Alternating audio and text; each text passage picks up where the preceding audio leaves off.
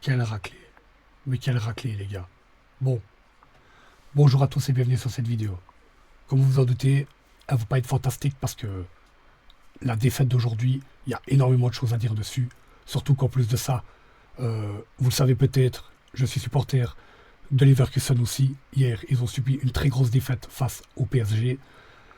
Pour l'Union Saint-Gilloise face à l'Inter Milan, c'est pareil. Ce match-là, c'est soldé par une grosse défaite. Et aujourd'hui, évidemment, il y a aussi celle du club de Bruges. C'est clair que c'est pas une semaine incroyable pour le football belge et même pour moi en tant que supporter. Mais bon, ça, ce n'est pas très grave. Ce qui est sûr, c'est que le match d'aujourd'hui, en tout cas, il y a beaucoup de choses à dire, encore une fois.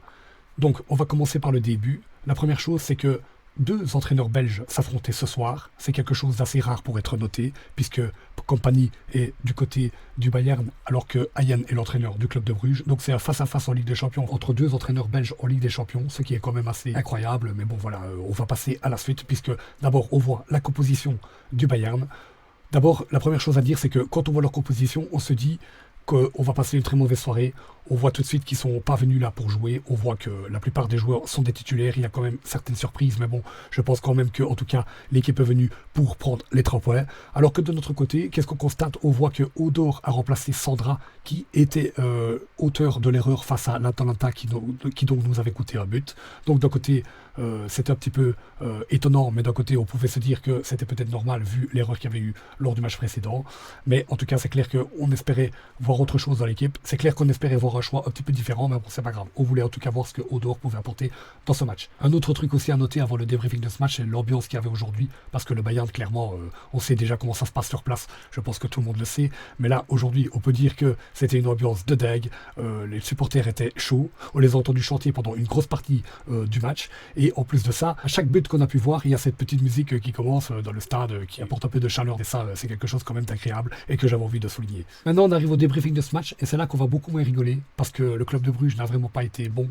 Hein, on peut, je pense, le dire sans aucun problème.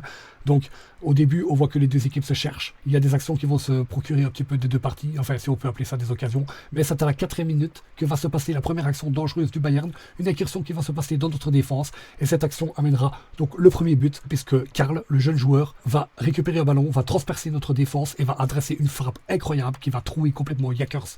Voici le 1-0 à peine à 4 minutes de jeu. Et là, je peux vous dire que la plupart des supporters se disent on va passer une très mauvaise soirée. Là, c'est clair que prendre un but aussitôt dans un match contre un adversaire d'un tel calibre, on sait tout de suite que ça va être une très mauvaise soirée. Mais en tout cas, on a quand même un petit peu d'espoir, même si on sait qu'ils sont très réduits. Dès que ce but-là va tomber, on va sentir que Bruges va se mettre dans une position un peu plus défensive. Ils vont tenter, en tout cas, surtout aujourd'hui, de ne pas prendre une déculottée. C'est ce qu'on remarque directement. Dès que le premier but est tombé, on voit qu'il y a clairement un jeu clairement plus défensif.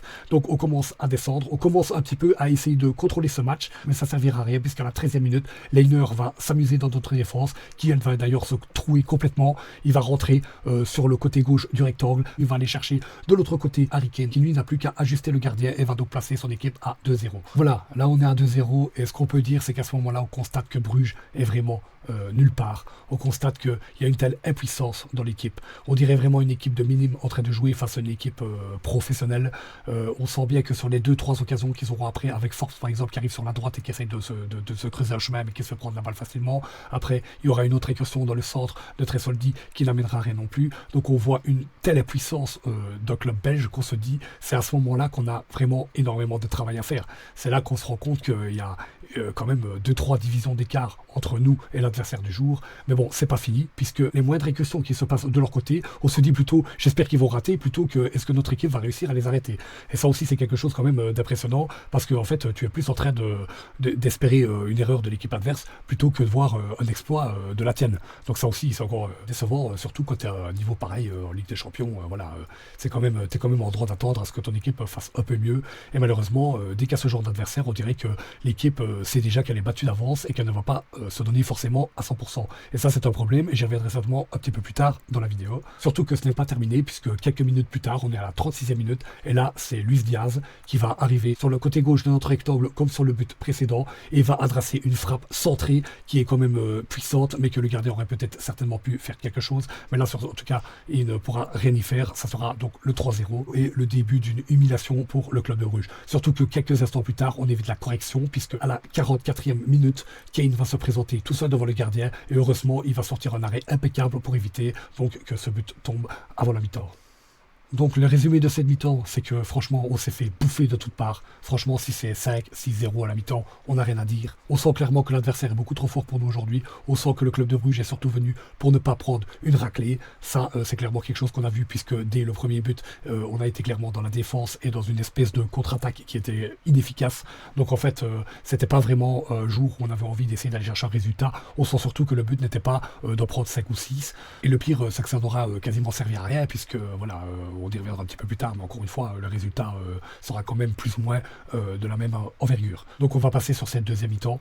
Donc pour la deuxième mi-temps, déjà, on a un petit peu plus d'espoir puisqu'on sent que Ayan veut apporter un petit peu de changement. Il enlève Sam et fait rentrer Siké. Encore une fois, là, on est content de le voir rentrer parce que évidemment, on s'y attendait pas trop, mais c'était un choix qu'on était content de voir, surtout que derrière, on savait qu'il y avait un petit changement tactique qui arrivait. D'autant qu'en plus de ça, Spillers remplacera Forbes, donc il y a un défenseur en plus. Donc on sent clairement que l'entraîneur va passer avec 3 défenseurs centraux et 2 pistons sur le côté gauche et sur le côté droit. Comme je viens de le dire, une animation différente. On sent clairement qu'il y a peut-être un choix, une volonté plutôt de Ayan d'amener quelque chose de différent et peut-être d'embêter un peu plus le système du Bayern de Munich. Mais la vérité, c'est pas ça. La vérité, on l'a sait, c'est juste qu'on voulait pas en prendre un ou deux de plus.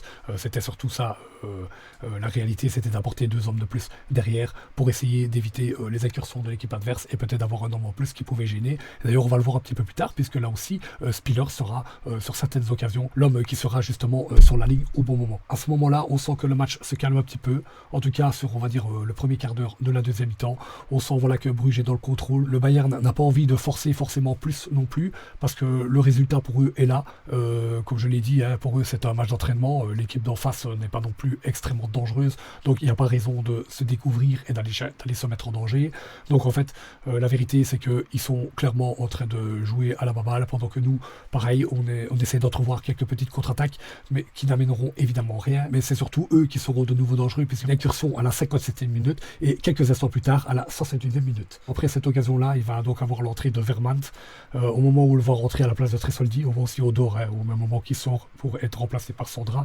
Mais c'est surtout de Vermand qu'on va parler, puisque à ce moment où on le voit rentrer, on se dit, ah, peut-être qu'avec sa fougue, avec sa jeunesse, avec la qualité qu'il a quand il est dans le rectangle et devant le but, peut-être qu'il va apporter quelque chose. Mais évidemment, là aussi, tout comme le reste de l'équipe, il sera totalement impuissant face à l'adversaire. Surtout que le match va continuer sur le même rythme. Donc on va remarquer que, évidemment, encore une fois, c'est le Bayern qui a le contrôle total. Bruges, lui, est dans la maîtrise défensive pour, encore une fois, essayer de ne pas en prendre plus.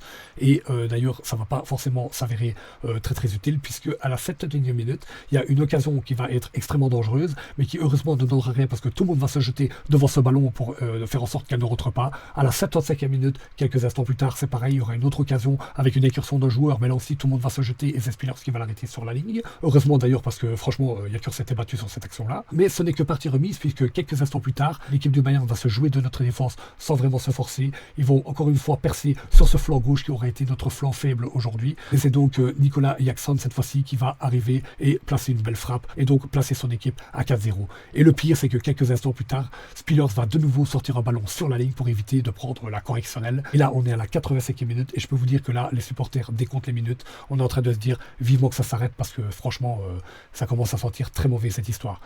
Bon voilà. J'en ai un petit peu marre là de décrypter ce match et d'expliquer les trucs face par face, parce que de toute façon tout ce qu'on peut voir c'est que Bruges contient et que, comme je l'ai dit tout à l'heure, on a juste envie en fait de ne pas prendre plus de buts que ça. On sent que de l'autre côté l'équipe heureusement ne joue pas le coup à fond, ils ne sont pas à 100%, parce que clairement si c'était le cas, je pense qu'on le regretterait beaucoup plus. D'ailleurs on l'a vu hier avec le PSG, si je l'ai dit tout à l'heure, si ça avait été cette équipe là, je pense qu'aujourd'hui c'était 8-0 pour eux, hein. Donc clairement voilà, Bruges était dans une position de faiblesse.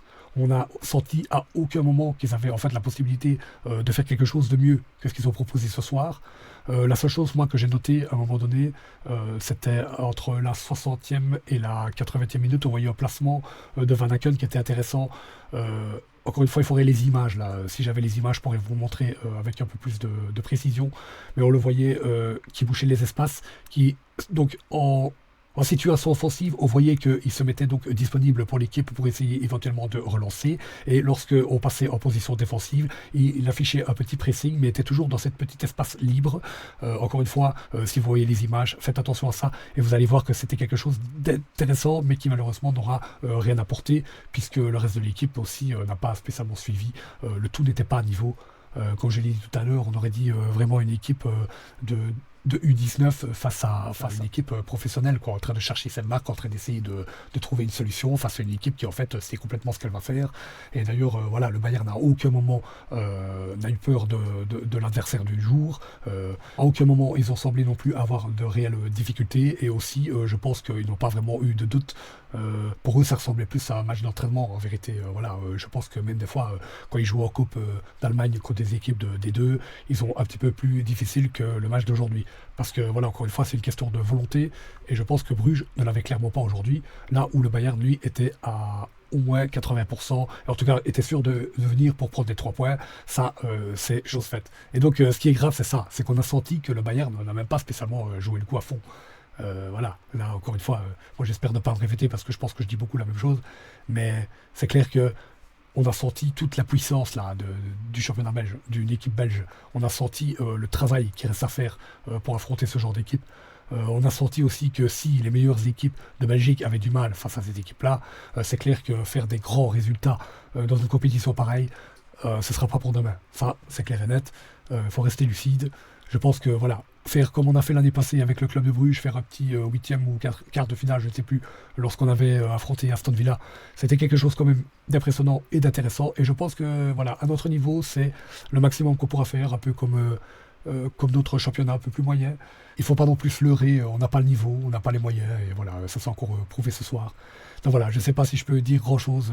Je pense que, en vérité, j'avais envie de défoncer mon équipe, mais je pense que vu que l'adversaire était quand même très impressionnant aujourd'hui, ils l'ont prouvé, ils sont venus prendre les 3 points qu'ils sont venus chercher, donc aucun problème pour eux.